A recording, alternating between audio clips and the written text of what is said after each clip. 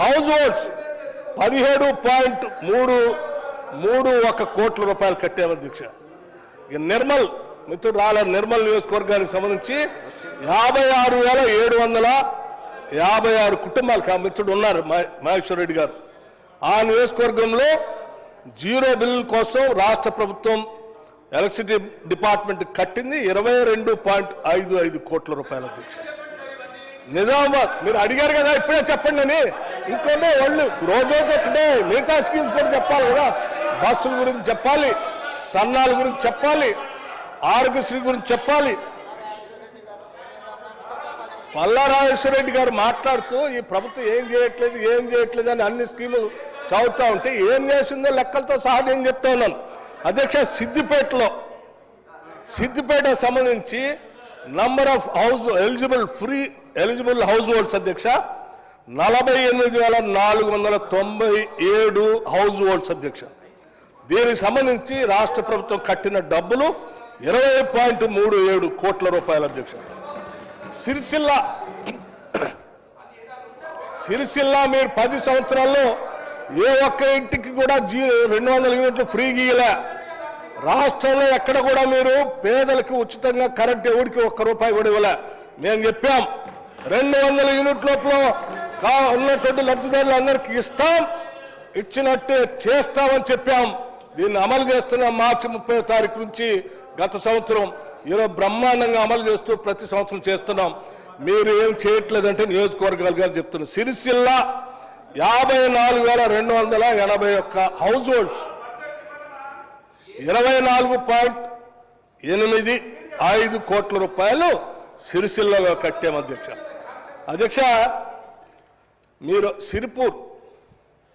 సిర్పూర్ శాసనసభ నియోజకవర్గంలో 42,367 హౌస్ హోల్డ్స్కి 14.97 కోట్ల రూపాయలు ఇప్పటికే కట్టడం జరిగింది అధ్యక్ష.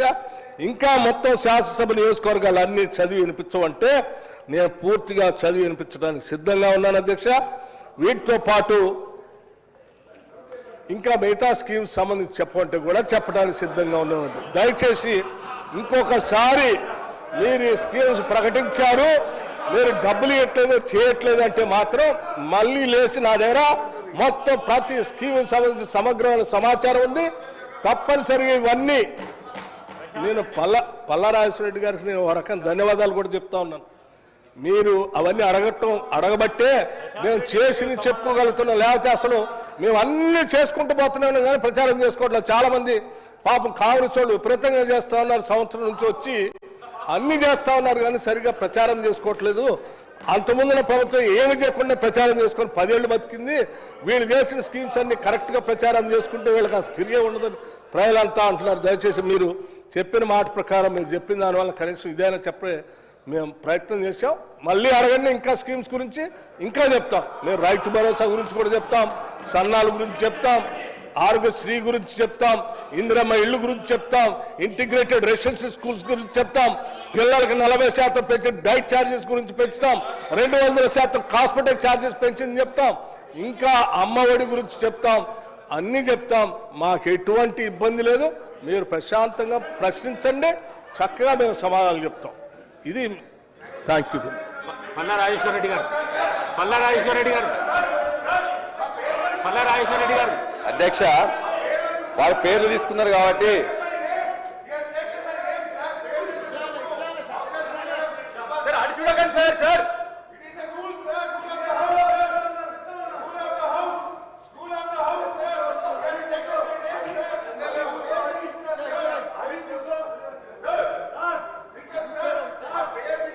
ప్రశాంత్ రెడ్డి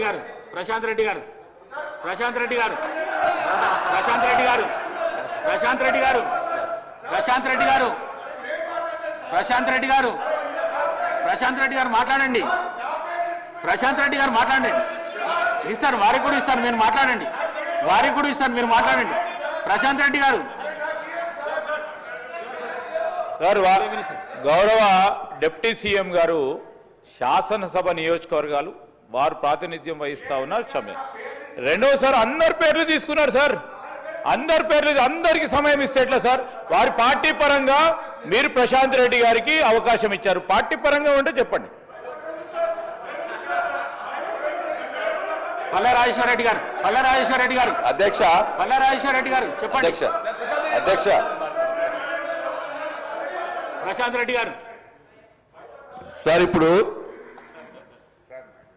పల్లారాజేశ్వర రెడ్డి గారు మాట్లాడుతూ గవర్నర్ గారి ప్రసంగం మీద మాట్లాడుతూ రుణమాఫీ మీద మాట్లాడారు సార్. గవర్నర్ గారి ప్రసంగం రిప్లై ఏమో సీఎం గారు చేసేది ఉండే సార్. మరి పాపం డిప్యూటీ సీఎం గారు లేచి మరి ఎందుకు మరి తను క్రెడిట్ కొట్టాలనుకుంటున్నాడా సార్? ఇప్పుడు అట్లదా సార్? ప్లీజ్ ప్లీజ్ సార్ అది వదిలేయండి సార్.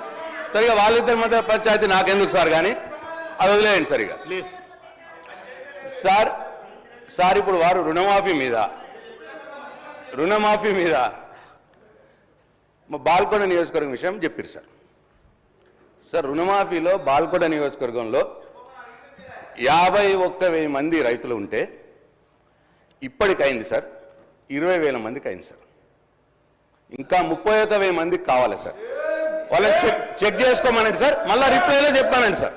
వాళ్ళు చెక్ చేసుకొని మళ్ళీ రిప్లైలో చెప్పానండి. ఒకటి నంబర్ 1.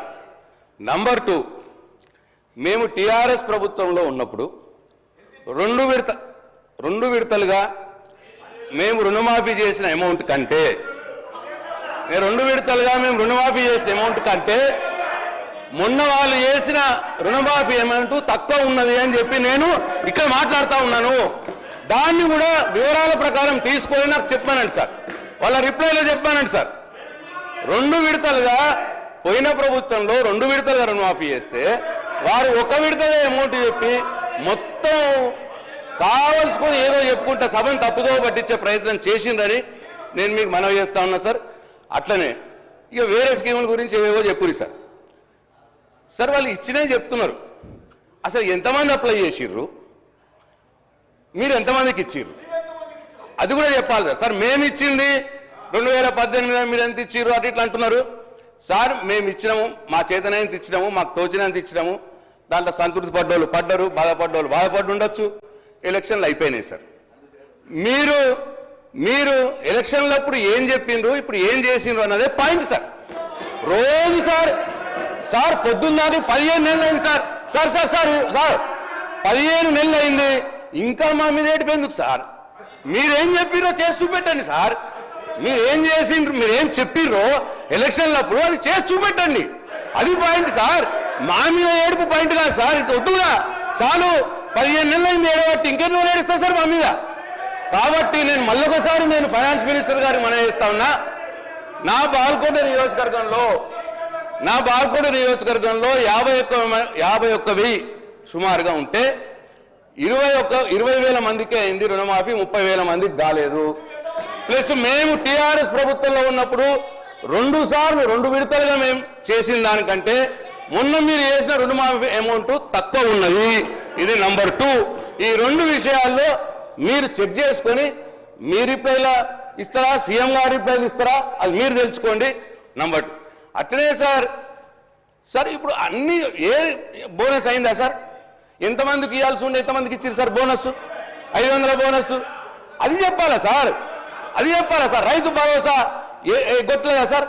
వానాకాలం ఎగ్గొట్టలేదా సార్? మొన్న ఇస్తామన్నారు. ఎంతమందికి ఇవ్వాల్సి ఉంటే ఎంతమందికి ఇచ్చారు చెప్పాలి కదా సార్? ఇచ్చిందే చెప్పుకుంటా పోతున్నారు. ఎంతమందికి ఇవ్వాల్సి ఉందో కూడా చెప్పాలి కదా సార్? అట్లా ప్రతిదీ అంతే సార్. మహాలక్ష్మి 4,000 పెన్షన్ వచ్చిందా సార్? 2,500 అసలు వాళ్ళు చెప్పింది సార్. అధ్యక్ష ఆర్థిక శాఖ మంత్రులు ఉప ముఖ్యమంత్రి వారు